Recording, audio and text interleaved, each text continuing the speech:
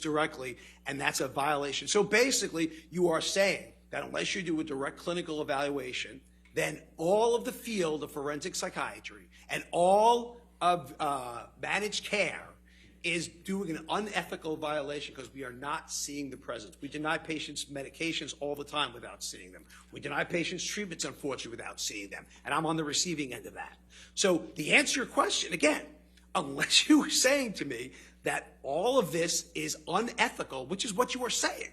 This is how I'm interpreting what you are saying to me. That unless you do the evaluation directly yourself, therefore, it cannot be considered ethical. And I'm telling you how that's applicable to not just expert law, but also managed care. It's applicable to multiple branches of medicine. Hospital duration of hospitalization stay, they get evaluated. So tell me where you want me to end this.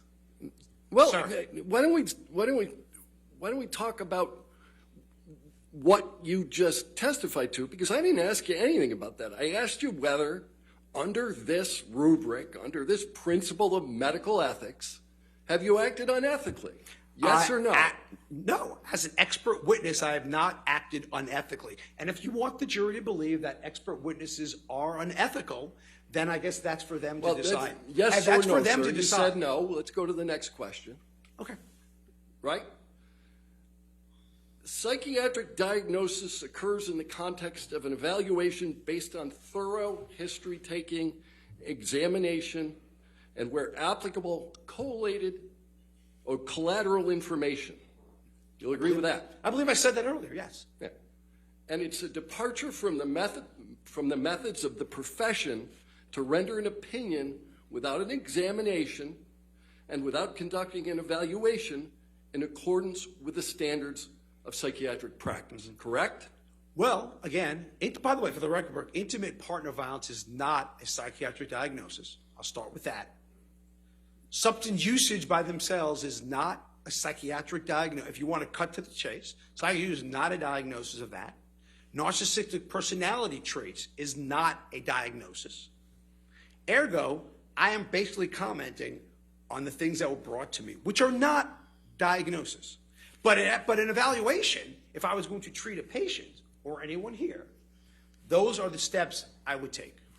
We, I think, started with the notion that this rule applies broader than diagnoses. It applies to professional opinions. I believe you just rendered quoted professional opinions relative to narcissistic personality traits, haven't you, sir? Relative to Mr. Depp. Again, I believe you just commented on what it takes to do in a psychiatric evaluation to establish a diagnosis. I'm almost certain that's what you said. And maybe I'm wrong. Maybe you didn't say that, but I'm sure you did. And therefore, what I'm saying is neither IPV nor substance usage nor narcissistic personality traits a psychiatric diagnosis.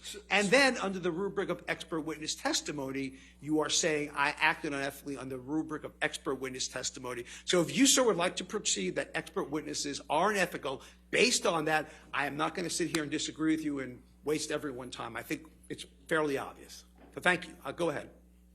These were your words. I'm just saying them back how they're interpreted. Okay. Let's start with the easy question then. Maybe we can. That was pretty easy. Go ahead. All right, Doctor, you're going to have to just answer the questions. Okay. Sorry about that. I haven't getting into it. You need to just answer the questions, Okay. Dr. Spiegel. You are not rendering whatsoever of Mr. Depp today or ever.